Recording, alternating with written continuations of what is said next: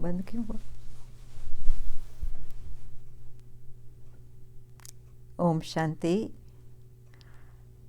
आज हमें बहुत हर्ष हो रहा है कि सबके सामने हमारे जो पिछले 40 वर्ष ब्रह्मा कुमारीज के साथ बीते हैं ईश्वरीय सेवा में, ईश्वरीय स्टूडेंट लाइफ में, तो उनके 2-4 अनुभव आपके सामने रखें।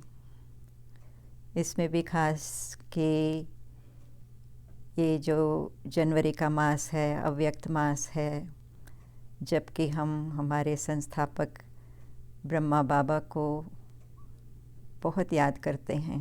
स्मृति दिवस कहते हैं जब ब्रह्मा बाबा अव्यक्त हुए, और स्मृति आते ही फिर सामर्थ्य भी आती है कि जैसे ब्रह्मा बाबा ने, हमारे पिता ने, प्रजापिता कहते हैं ना उनको, तो पिताश्री भी कहते हैं, तो उन्होंने जैसे हमारे सामने अपना लाइफ का मॉडल बना के रखा, उसी मॉडल पे हम भी अपना जीवन व्यतीत करें, अपनी उन्नति के लिए भी और औरों की सेवा के लिए भी।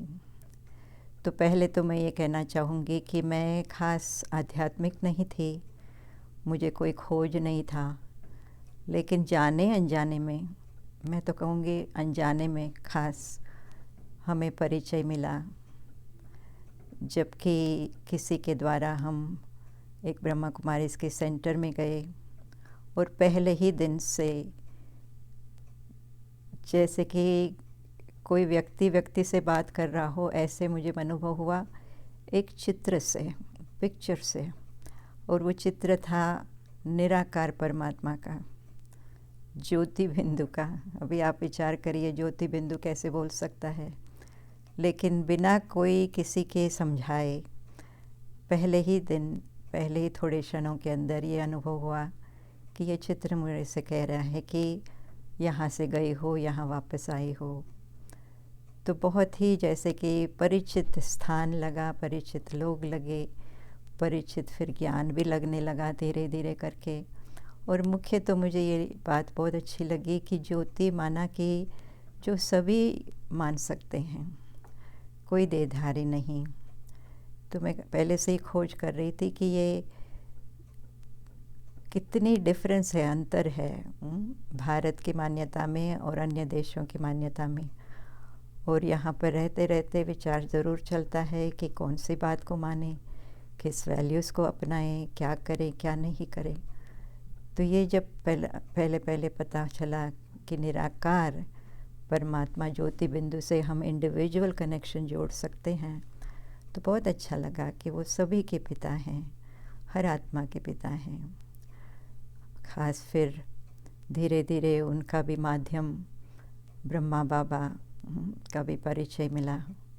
तो पहले तो मैं कहूँगी कि पहले इतना निश्चय नहीं बैठा कि माध्यम के द्वारा, कोई मनुष्य के माध्यम के द्वारा निराकार को आना पड़ता है, बोलना पड़ता है।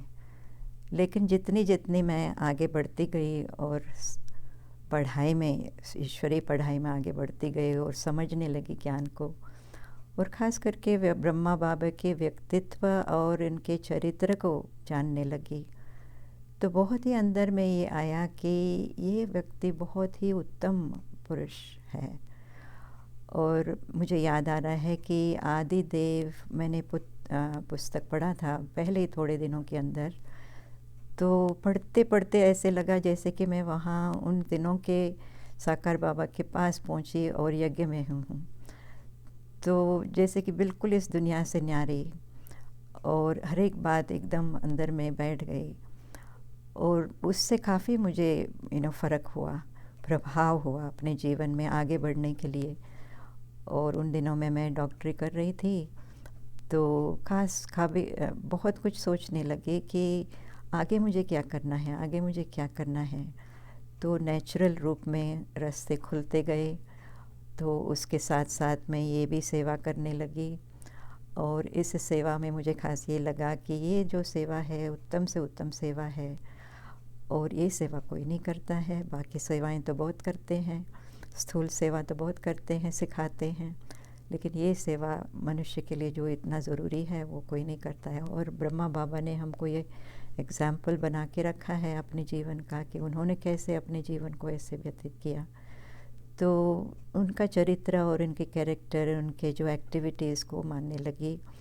और ख़ास मुझे ये लगा कि देखो ये व्यक्ति अभी कलयुग का अंत है। कलयुग के अंत में कोई इतना ऊंच मनुष्य हो सकता है जिनमें इतनी सच्चाई हो, जिनमें इतनी निडरता हो, जितने इतना प्रेम भाव हो, दया भाव हो और सेवा भाव हो, जो हम सुनते हैं कि शिव बाबा की प्रवेशता के पहले से ही ब्रह्मा बाबा का जो चरित्र था बहुत ऊंच था और बहुत अच्छी अच्छी एग्जाम्पल सुनने को मिलते हैं, कहानियाँ सुनने को मिलती हैं। तो मुझे लगा कि कितना ऊंच पुरुष, और ज़रूर ये हो सकता है यही व्यक्ति पुरुषार्थ करते इतना ऊंच बने कि हम जिसको देवता मानते हैं, सतयुगी देवता मानते हैं, और मैं श्री कृष्ण को बहुत मानती थी। और ये सच बात लगी कि ये आत्मा वो आत्मा बन सकती है, न सिर्फ बन सकती है लेकिन बनने वाली है। उनका जो ऊंच पुरुषार्थ है उनके आधार से, और उनके कैरेक्टर पहले से जो बनी हुई थी उनके आधार से। तो मैं तो इतना तक भी कहूँगी कि इससे भी पहले कि मुझे ये निश्चय हो कि वो शिव बाबा के रथ है या माध्यम है, उससे भी पहले मुझे ये निश्चय हो गया कि ये उत्तम पुरुष है और देव आत्मा, मतलब कि श्री कृष्ण की आत्मा है। उसके बाद धीरे धीरे मुझे ये निश्चय बैठा कि नहीं, शिव बाबा इसलिए उनको यूज़ कर रहा है और इनके द्वारा ही हमको सिखा रहा है। तो कहने का भाव है कि ब्रह्मा बाबा के साथ का मुझे पहले पहले जो रिश्ता था वो ऐसे हमारे मॉडल देवी आत्मा है, मुझे इंस्पायर करने वाली आत्मा है। जो मैं पहले पूजती थी वही आत्मा मैं भी बन सकती हूँ। बहुत ही प्रेरणादायक मुझे ये बात लगी कि न सिर्फ ब्रह्मा बाप, न सिर्फ एक व्यक्ति, लेकिन एक व्यक्ति अगर कर सकता है तो अनेक व्यक्तियाँ कर सकती हैं उनके पीछे। दुनिया में कितने उदाहरण हम देखते हैं कि एक ने एक कदम उठाया तो कईयों ने फॉलो किया, भले मुश्किल से मुश्किल काम हो, लेकिन पहला जो उठाता है उसका महिमा गाई जाती है। और इसीलिए तो कहते हैं ना, ओटे सो अर्जुन। तो इसलिए ब्रह्मा बाबा का जो अर्जुन का पार्ट है वो मुझे टच हो गया कि अर्जुन बन कर के बाबा ने हमको ये आगे चलने के लिए सिखाया। और कोई भी बात मनुष्य ये भी चाहता है कि मैं अच्छे से अच्छे करूं, छोटा भी काम होगा ना तो कहते हैं ये भी अच्छी तरह से करूं। भले कर सके न कर सके वो अलग बात है, लेकिन करने की इच्छा कईयों को रहती है और पुरुषार्थ भी करते हैं कहीं तक, लेकिन फिर बीच में छोड़ना पड़ता है क्योंकि विधि नहीं आती है, रास्ता नहीं मिलता है, या कोई बीच में आ जाता है, कोई रुकावट आ जाती है अपनी ही कमी कमज़ोरी की। लेकिन इस रास्ते पर चलते हुए मुझे ये महसूस हुआ कि संपूर्णता कोई इमेजिनेशन नहीं है। ये परफेक्शन सिर्फ हमारी ड्रीम करने की बात नहीं है, सपना नहीं है, कल्पना नहीं है, लेकिन ये सच है। और सच इसलिए है क्योंकि हमारे जो ओरिजिनल नेचर थी वो संपूर्णता की थी, लेकिन अभी हमारे में काफ़ी गुण कम हो गए, इसलिए हम वो ठीक से कर नहीं सकते हैं, या संपूर्णता अपने स्टेज में भी अपने कर्म में भी देख नहीं सकते हैं। लेकिन अनुभव ये आया, और ये भी मैं समझती हूँ ब्रह्मा बाबा की भी एग्जाम्पल होगी कि कोई भी काम करते, चलो कुछ थोड़ी सी खराबी हुई, थोड़ी सी कम सक्सेस मिला, सफलता मिली, लेकिन उसके लिए मुझे ये ज़रूर लगता था कि इसमें क्या कमी थी कि जो हम ऐड कर सकते हैं, उसमें एडिशन कर सकते हैं और दूसरी बार इससे अच्छा हो। और सचमुच होने भी लगा। फिर भी थोड़ी बात रह जाती है, फिर दूसरा कुछ दिखाई देता है कि ये भी हम कर सकते थे, ऐसे भी हम कर सकते थे। तो कहने का मतलब है कि हमारे में इतने गुण हैं, इतनी हमारी योग्यताएं हैं जो हम बहुत परसेंटेज में यूज़ करते हैं, थोड़ी सी परसेंटेज में यूज़ करते हैं। लेकिन एक बार अगर लक्ष्य रखे आदमी तो ज़रूर उसमें कोई ना कोई और भी गुण ऐड हो सकते हैं, और भी शक्ति ऐड सकते हैं, कोई ना कोई इंसाइट आ सकता है, जानकारी आ सकती है, जिसकी वजह से वो जो कार्य हम कर रहे हैं उसमें भी कुशलता आ सकती है, बेटर और बेटर बन सकते हैं। तो परफेक्शन जो कहते हैं ना, वो मेरे लिए जैसे कि बहुत इंस्पिरेशन भी बना और टेम्पटेशन भी बना। जैसे कि कोई टेम्प्ट करता है ना, और भी आगे कर चल सकते हो, और भी अच्छा कर सकते हो, और भी अच्छा कर सकते हो। कईयों को लगता है परफेक्ट करो तो कहते हैं कि बहुत टेंशन हो जाता है, लेकिन मैंने कहा टेंशन इसमें किस बात की, इसमें तो और अच्छा करने के लिए हमारे में बहुत कुछ है अंदर, वो सिर्फ इमर्ज करके काम में लगाना है। तो इस रीति से हमने ब्रह्मा बाबा के एग्ज़ाम्पल से हमारी लाइफ की भी एम उठाई कि हमें भी ये करना है। भले ही बाहरी रूप से हम सब कुछ कर रहे हैं, लेकिन अंदर की जो हमारी अटेंशन रहती है, फोकस रहती है कि हम और गुणवान कैसे बने, और हमारे में शक्ति कैसे आए, और हम ज्ञान को किस रूप से उपयोग करें, और सेवा भावी होकर के सेवा कैसे प्रैक्टिकल में सेवा करें सबकी। तो ब्रह्मा बाबा का ये तो एग्ज़ाम्पल लगा ही। और अभी तो हम जानते हैं ब्रह्मा बाबा साकार में तो नहीं हैं, लेकिन अव्यक्त द्वारा जो पालना हो रही है उसका भी बहुत अनोखा अनुभव है।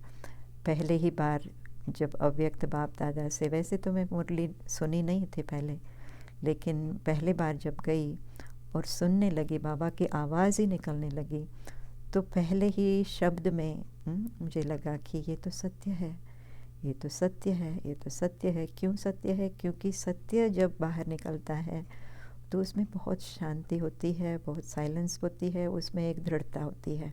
तो बाबा की आवाज़ से भी मुझे ऐसा लगा कि जैसे कि कोई भी प्रूव करने की ज़रूरत नहीं है, ज़ोर से बोलने की ज़रूरत नहीं है, और जिस तरह से बाबा बोले तो अंदर में बस जो छप गया, और थोड़े ही समय के अंदर निश्चय भी बैठ गया, और बाबा ने मुझे पहचान लिया। ये तो बहुत बड़ी बात थी हमारे लिए, क्योंकि नाम से पुकारा, 16 कला कह के पुकारा।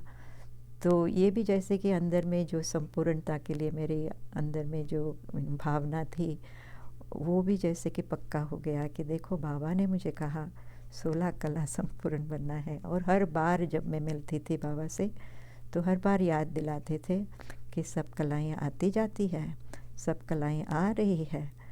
तो बार बार मुझे सोचना पड़ता और भी अपने ऊपर अटेंशन रखना पड़ता कि और तो बहुत कुछ है सीखने के लिए, बनने के लिए।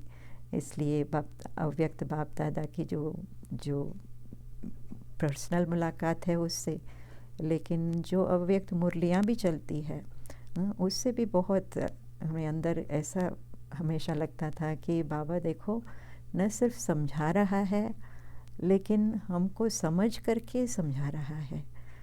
अपने व्यक्ति को व्यक्तित्व में जो अंदर में जो भी हमारी बातें हैं, और उस समय जो भी हमारे से गुज़र रही है, उसको भी समझ करके उस अनुसार हमको समझा रहा है। ऐसे समझाने वाले बहुत होते हैं, लेकिन किसी को समझ करके फिर समझाने वाले बहुत कम होते हैं। और ऐसे हमारे लाइफ में मैंने कभी नहीं देखा था कि ऐसा कोई हो कि मेरे मन की बात को, दिल की बात को जान करके उसी रीति से हमको समझाए।